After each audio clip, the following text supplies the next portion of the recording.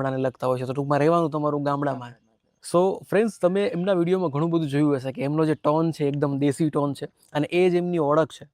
તો એ બધી વસ્તુ આપણે એની પાસેથી કઢાવવાની છે, કિશોરભાઈ પાસેથી, કે કઈ રીતે એમણે શરૂઆત કરી, પરિવાર વિશે આપણે માહિતી આપી છે.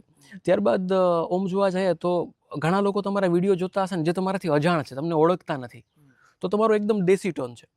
તો લોકોને એવું થતું હશે કે ભાઈ આ કિશોરભાઈ છે કેટલું ભણેલા છે કે નથી ભણેલા. તો ખાસ દર્શક મિત્રો એ જાણવા માંગે છે કે તમારું ભણતર કેટલું. આપણા દેશી ભાષાને વાપરતા હોય ને ગામડાની, એટલે બધાને એવું લાગે કે આ અનએજ્યુકેટેડ છે, આને કંઈ ખબર નહીં પડતી, હા કંઈ ભણ્યો નહીં હે, કાં તો પછી 10મું ધોરણ કરીને મૂકી દીધું હે, 12મું ધોરણ કરીને મૂકી દીધું હે. મેં 11-12 કરેલ છે અને ઇલેક્ટ્રિકલ એન્જિનિયર હું. આપણે આપણું ચેનલનું નામ કરી નાખ્યું કિંગ ફાર્મિંગ. King farming. હા, જે અત્યારે હજી સ્ટીલ છે, સૌથી વધારે સબસ્ક્રાઈબર આપણે કિંગ ફાર્મિંગમાં જ છે. તો એ કિંગ ફાર્મિંગની ચેનલ અને એ પર્ટિક્યુલર વિડીયો તમારા જીવનનો ટર્નિંગ પોઈન્ટ આપણે કહી શકીએ. હા, એ વિડીયોને કહી શકો. એ પછી મેં એક બીજો વિડીયો બનાવ્યો, પાવર ટીલર ને રિલેટેડ હતો, best 3 power tiller in India. એમાંય સારા બધા વ્યૂ આવવા માંડ્યા, પણ થોડીક મેં મૂર્ખામી કરી નાખી હતી. મને પહેલા શું લાગતું ખબર, વિડીયો આપણો જેમ બને એમાં ટૂંકો રાખવાનો, બહુ લાંબો નહીં કરવાનો. પણ જો કોઈ પણ નવા યુટ્યુબર હોય ને થોડીક સલાહ દઉં, ઓછામાં ઓછા 8-10 મિનિટનો બનાવો ને તો વાંધો નહીં, કારણ કે વોચ ટાઈમ તમારું વહેલું પૂરું થાય. કારણ કે યુટ્યુબ મોનિટાઈઝ કરવા માટે તમારે 4000 કલાક અને 1000 સબસ્ક્રાઈબર હોવા જરૂરી છે. પણ ત્યારે હું 3-3, 4-4 મિનિટના આવડે જ વિડીયો બનાવતો. તો તેથી મેં 8-8, 10-10 મિનિટના વિડીયો, 8-8, 10-10 મિનિટનો વિડીયો બનતો તો એને કટ કરીને હું 5-5 મિનિટે પોગાડતો.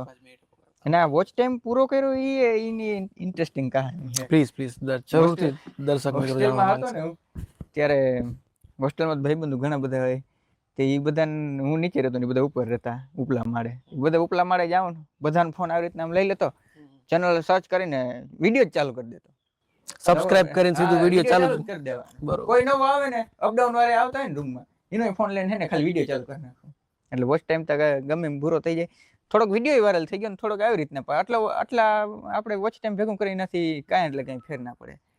તમે આજ 50-100 જણાના ફોન લઈને આખો વિડીયો જોવો તો એ 4000 કલાક પૂરા કરવા કંઈ ઈઝી તો નથી ને. થોડોક વિડીયો ધીરે ધીરે વાયરલ થવા માંડ્યો અને ચેનલ પછી ડ્યુરિંગ હજી આપણું ભણવાનું ચાલુ જ હતું, બી ઇલેક્ટ્રિકલ ચાલુ જ હતું ડિગ્રી.